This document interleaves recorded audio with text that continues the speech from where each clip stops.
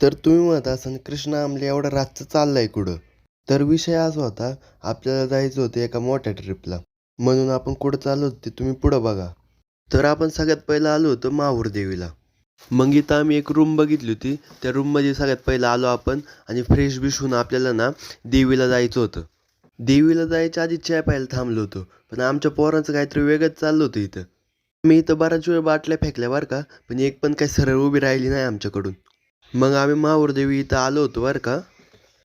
जाता जाता आपल्याला आपले काही मित्र भेटले होते बरं का. मग मित्रांना बाय बाय करून आपण निघालो पुढं. माहूर हे महाराष्ट्रातील मराठवाडा नांदेड शहरात आहे. महाराष्ट्रातील प्रसिद्ध 3.5 शक्तिपीठापैकी एक आहे आणि अनेक घराण्यांची कुलदेवी असल्यामुळे येथे रोज हजारो भक्त दर्शनासाठी येतात. मंदिराचं वातावरण निसर्गमय, शांत आणि मनाला स्थिर करणारं आहे. हे मंदिर यादव राजा देवगिरी यांनी 800 ते 900 वर्षापूर्वी बांधले होते. मंदिराचं दर्शन करून झालं, मग आपल्याला एकच काम होतं, ते म्हणजे फोटो काढणे. नदी निर्गुण प्रगटली भवानी,